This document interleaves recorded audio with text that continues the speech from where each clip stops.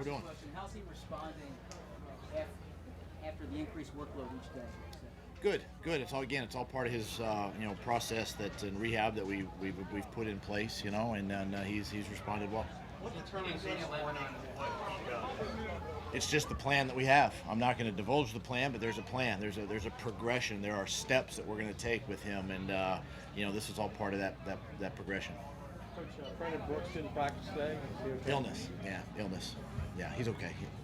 Doug, I know you had the officials come in. They talked to us too about the helmet rule specifically.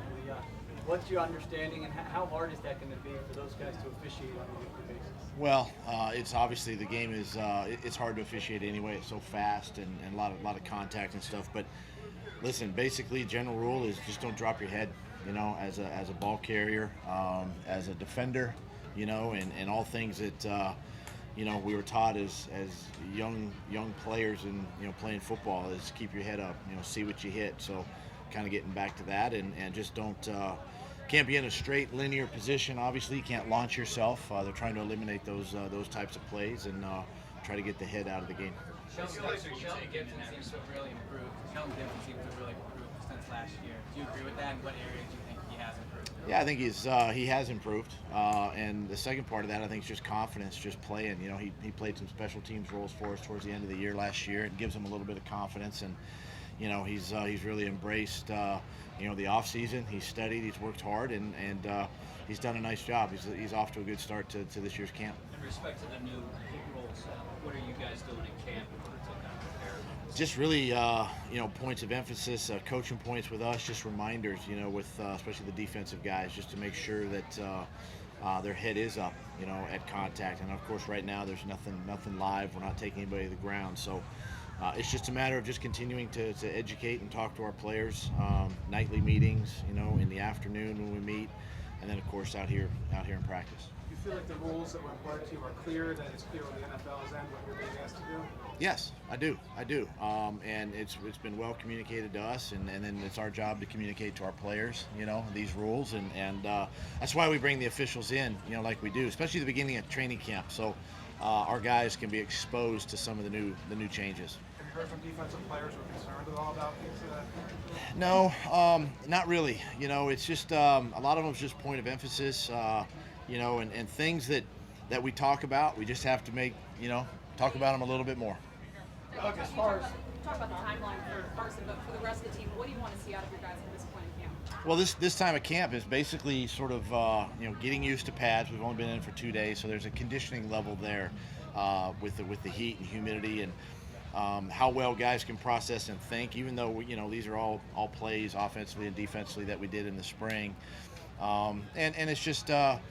It's usually a progression, just like with anything. And so we go today. They'll have a break tomorrow, and then the next 4 days. So there's a push, and it's a mental grind more than it is a physical grind. And that's the challenge that these players are going to go through these first couple of weeks. Doug, back to the rules for a second. Have you changed a lot from previous years as coaches? Do you have to take more time this year than other seasons to sort of explain the changes? Well, we did spend a little time with the officials that are here this week, the other night, just to clarify some things. And it's really a nice little forum for our team, to ask questions if there's something that they're not, familiar with or not sure of, and it's just any rule. But, my job is to make sure that our guys are well educated on the points of emphasis, the new rule changes. And then our coaches are well versed, and so we can continue to communicate and teach our players when we're out here on the field. What's the plan for live periods of practice? As far as live contact, is that something that's coming this week? Coming up? When do you want them? I'm not the coach. Tuesday. Tuesday. You ready? Yeah, Tuesday will be the first day. Yeah. You got a lot of receivers in camp and some undrafted guys in that. And there's a local guy, Tim Wilson, number 84, the little guy.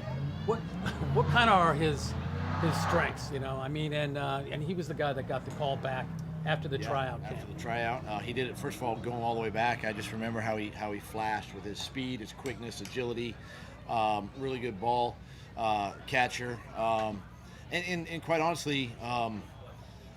he's a smart kid. He understands routes. He understands leverage of defenders, and so it warranted an opportunity to compete in camp. And so, obviously where he's at and where we are with some of the health issues that we have, it's given him an opportunity to show what he has and compete a little bit. And I'm excited to see him in these upcoming games to really be able to evaluate against obviously another opponent. Did DiFilippo tell you about him at all? He went to Radnor with him. Yeah, Radnor. No, he did not. No. You said there's a plan in place for Carson's workload. I know, but how much he is a starting quarterback? How much does that plan change based on how he handles the increase and decrease?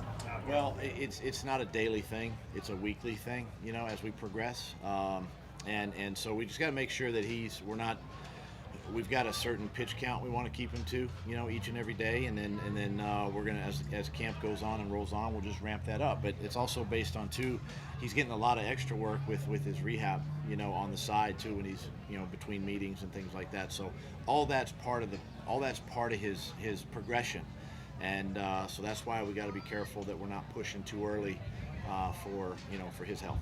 Does that make sense? Yeah. Okay. I try to make as much sense as I can, so you don't ask another question. Devontae Bosby's getting some reps in there, and what do you like about his skill set, and what's your sense of the value that spending a year on the pack? Yeah, when I was in Kansas City, we had him there, and so I got some familiarity with him, and he's really got a lot of confidence right now, and again, another smart guy, very athletic, physical DB that's getting some reps inside. We're a long way from obviously making any type of decisions, but it's a great opportunity for him to really show what he can do in that position. Now, for Carson and all the injured guys, is there player tracking technology? Like, I know you guys have it.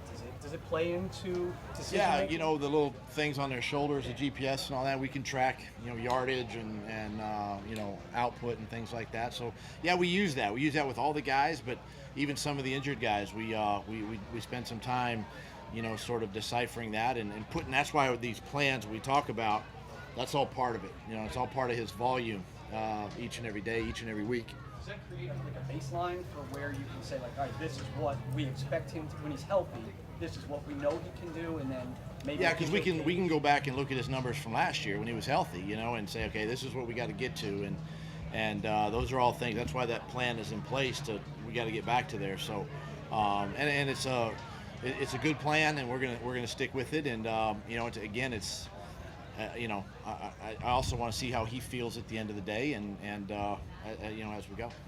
We don't see the medical records, obviously, like you do, but if you just come out here with the naked eye, you would go and not know he was injured. It looks like he looked this time last year. Is that a fair assessment? I think if you didn't know he was, had the injury or had the brace on his leg, you'd probably assess that everything was good. Yeah. Who are some of the younger guys that have stood out in the first few days? I think offensively, obviously Greg Ward, who's a veteran, kind of a veteran player, but he's a young player, has made some strides. Of course, we talked about Shelton Gibson. Corey, even put Corey in that group and how well he's come into and attacked camp early on, and we talked about Bosby. Rasul Douglas is showing up, making some plays now, so it's I like even Destiny, who missed some time a little bit last year with his hand and all that, and he's flashing a little bit, young player. Aziz is another D lineman that's been kind of flashing a little bit, so I'm excited to watch these guys. They're going to get a ton of reps, as we go during camp, especially in these first couple games. With all the injured players, Jernigan's the guy we don't see out here. What's he doing behind the scenes? And you don't know. I have no idea. Is he someone? No, he's inside. He's rehabbing. He's around in the afternoons in meetings. He's at the walkthroughs.